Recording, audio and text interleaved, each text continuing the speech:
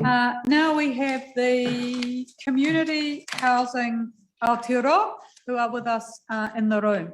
Good morning, gentlemen. Is it Paul Gilberd, the Chief Executive, and Chris Glaudel? Did I say those names correctly? Perfect, thank you.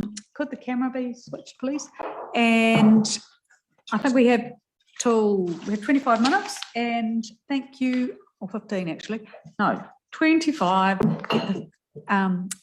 Thank you for the submission, which we've read, and look forward to your comments. Kia ora koutou, ngā mihi nui, ngā rangatira.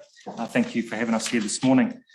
Hi, I'm Paul Gilberd, Chief Executive of Community Housing Aotearoa. We are here as a charitable trust. We're an incorporated society representing over 80 members across the country. And it would be remiss of us not to mention what's going on out there amongst our members and the communities they serve, as people are struggling deeply in many needs, not just housing. We're at the forefront of the delivery of a lot of community-based services, but particularly one of the things we want to talk with you most about this morning is affordable housing, which there is a distinct lack of across the country, and there already was a huge amount of unmet need, particularly in the communities that have been worst impacted by Cyclone Gabrielle and the floods. We're out there in your communities. The faces that we have are the likes of the Salvation Army and the Emerge Aotearoa. They're broad and varied and almost in every place. The distinctive thing I think about the value that we bring is the social license to operate in all of the communities where our members work, and the deep knowledge and understanding we have of unmet need. And so this morning really wanted to take this opportunity, given the huge importance of this legislative change and the fact that it's replacing to a large degree the RMA, where we had started to make some significant progress in alignment with the government policy statement on housing and urban development, around a topic which has historically been called inclusionary zoning, but we're using and prefer the term inclusionary housing now. We're really seeking to both explain what that is, but also to underline in absolute certain terms the positive impact that can have long-term on our communities, because really we don't just have a housing crisis, we have a housing affordability crisis. And so really inclusionary zoning is a simple mechanism. It is widely used internationally, especially within OECD countries, where in many jurisdictions, particularly some of the larger urban centres in the likes of the US, up to 50% of new developments is captured using this mechanism. And it's very simple. It's with the stroke of a pen, a local government can uplift the value of a piece of land as they are allowing new developments to occur. And it's simply the setting aside of a percentage of that value uplift for the benefit of the community by way of passing that through to a registered charitable community housing provider who will retain and recycle that value through that affordable housing forevermore. So really a simple mechanism. There is a very good local example in the New Zealand context already working. That is in Queenstown. That is a matter that's been before the courts and was clearly judged to be within the remit of the RMA and allowable. It's a voluntary scheme that was put in place by local government down there, but what our members are telling us far and wide is that if we leave it to the vagaries of local government and voluntary schemes, it's really not going to happen at the scale at which we need it to happen in the New Zealand context. So to give an example, in Auckland, since July 2014 through to 2022, there were roughly 111,000 building consents issued. So if we had had that legislation in place, let's just say at a very conservative 10%, since 2014 in just Auckland, we'd have 11,000 new affordable homes in that market alone, which do not exist.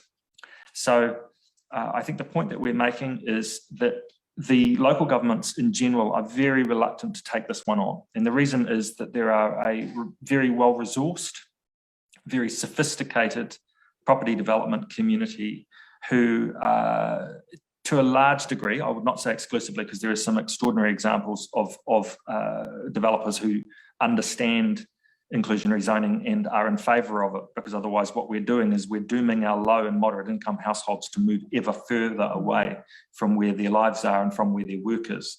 But in general, they're very well organised with their opposition and resistance, and property development is the largest industry in New Zealand. It represents about 15% of GDP. So without central government legislative support, this is unlikely to grow at scale in the New Zealand context, because the cost of fighting those battles at the local level is an unacceptably high risk for local government to take on. So we're really arguing very strongly, please, to the Select Committee to give due consideration to the hardwiring at a high level of inclusionary zoning into this legislation in support of those local outcomes. I'll leave it there just for a second and pass to my colleague, Chris. Thank you. Kia ora koutou, ko Chris Glaudel, toko whenua. And just a brief update since we last testified before the committee in November of 2021. We've continued with our work in exploring examples of inclusionary housing internationally and within the New Zealand context, and had provided a link to our final paper, A Path Forward in Aotearoa, New Zealand for inclusionary housing. And the evidence is overwhelming that the work that the National Built Environment Bill and the Spatial Planning Act is critical. We need a well-functioning planning system. But simply speeding up the planning process and enabling higher densities does not result in affordability. And that's documented in the report that was done for the legislation last year, the Medium Density Residential Act that was put through under urgency. The PwC and Sense Partners report documented that would enable new development. It would result in a value uplift shock, that land values would increase where that was applied, and that the result would be a slowing of the rate of increase in the unaffordability of housing, not a net decrease, not a net increase in affordability. And so when we look at this and we look at the opportunities to embed this within legislation that's been called for through the 2020 local government New Zealand remit, asking for central government to enable this through legislation, we really see this as a critical point in time for this to be embedded and to enable local communities to address those local needs. And we think if it isn't put into practice now, it will be very difficult going forward. And I think when we look at that, and Paul had mentioned the Queenstown Lakes District Council process, and they're in the process now of trying to convert their voluntary program to a mandatory program, and are seeing overwhelming resistance from the development community. And no wonder. I mean, it does impose new requirements on them to meet community needs, but we already do that. You know, they're already required to meet building code standards. You know, we're requiring insulation. We're requiring many things of development, and inclusionary housing is no different from any other planning requirements that are imposed. And we think that if we don't do this, that it will be difficult to find the resource at the central government level to truly meet the affordability needs that we're facing. You know, we've seen the quick run up in home prices over the past several years, which fortunately has begun to level off. But the countermeasure of the increased interest rates is making it much harder on households and developers also to deliver affordability. And so we see putting in place something that flows through the land rather than through the financial mechanisms provides that ongoing certainty of supply.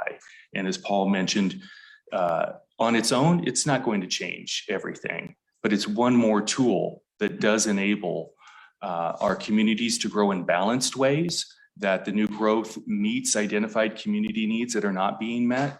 You know, we know that the demographics of New Zealand are changing. Our households are becoming smaller over time, yet our homes are becoming bigger with more bedrooms. And so inclusionary housing provides one of those levers that can be used at a local level to ensure a proportion of all new homes meet those changing demographic and affordability needs that are not otherwise being met by the market. And sorry, in a way, to bring this to your table, because the battle lines are very, very clear here. We're really at the forefront of helping articulate, I think, the vision that we all have as active citizens for New Zealand and for the sort of place we want to live in. And to put it really crudely, in some ways, what we're talking about is the distinction between houses as tradable financial assets and ways to optimize wealth versus homes. And we've seen a significant degradation of the housing system since the reforms of the late 80s and early 90s, such that many of the tools that Chris has just referred to have simply been removed from the housing system. And so what we're really begging you to consider as you look at this legislation is the significant role you can make in enhancing the overall housing system with the reintroduction of a new tool. There are many, as Chris said, tools that we need here. Public housing and the huge recent response in terms of the growth of public housing has made a tremendous difference, but there are so many more areas we need to move into. And the general public, we find in New Zealand to a large degree, is blissfully ignorant of where all the people come from who are ending up on the social housing register. And where they're coming from is the enormous intermediate market of stressed renters across the country who are typically paying 40, 50 or 60% of their gross combined household income on rent, which doesn't leave much wriggle room for the events of life when they happen. And so many whānau across the country are but one life event or one weather shock away from spilling out of being able to exist in the private rental market and landing up on the social housing register. And so that's where the affordability point comes in, and where the absolute priority, we think, around this particular process and how you can help sits with addressing housing affordability and separating that out from the standard market, which, to be blunt, has spectacularly failed to deliver affordable housing for nearly 40 years now. It's just not the way the property development market is designed to work. It's designed to maximise financial profit based on the capitalisation of the underlying land value, and it doesn't make sense unless you are forced to deliver affordable housing outcomes. Thank you very much. Very eloquent and to the point submission. So the resistance of developers, is that because they are not able to capitalise the land value as much as they would like if they were having to provide? Is that where it's coming from in areas like Queenstown in your experience? Look, I think I'm going to be blunt and say most of the time it's straight out greed and financial profit is the driver there. And if anything's impacting on that, then it becomes a problem. In some cases, it's a little bit more nuanced. Chris, I mean, you've seen it firsthand for years now in the Queenstown context. What are the views there? I think, when it was first introduced, there were concerns. And as people have become familiar with how the program is working and the adjustments that were made to the program into the secure home, where the land is retained in perpetuity by the local trust, they see how their friends, their co-workers are able to put down roots in the community where they would otherwise not be able to. And, I think that when you look at the impacts of unaffordability, it's that people that we rely upon day in and day out, nurses, teachers, police, firefighters, tradies, are forced to move further and further away from their community. No, I understand that, but the opposition by development interests to inclusionary zoning, the reason you're wanting it mandated in the legislation is that. Some of them are saying that it isn't clear, that it's not enabled. But what's the basis of their opposition?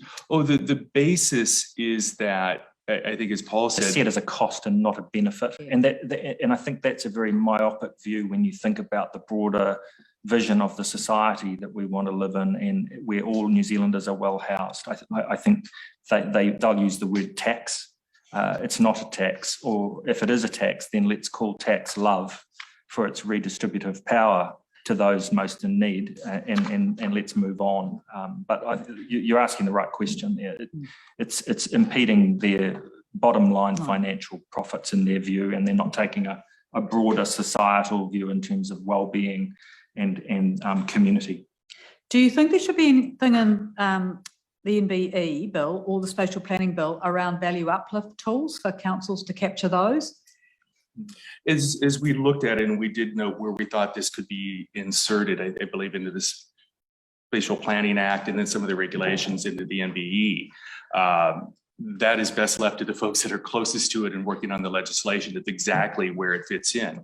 But we do see that those value uplift requirements should also be enabled in addition to inclusionary housing with the significant infrastructure investments that government is making. You know, basically, if you're a landowner adjacent to one of those areas where the government is making significant infrastructure improvements, you've basically been handed a winning lotto ticket.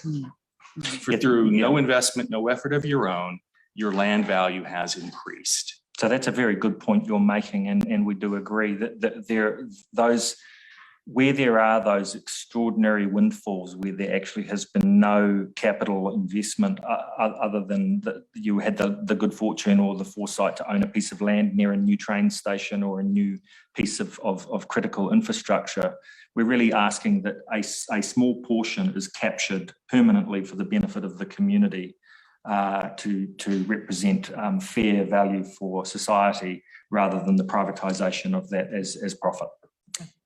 Thank you very much for your submission and the ideas in it. Thank you so much. Considered carefully. Thank you.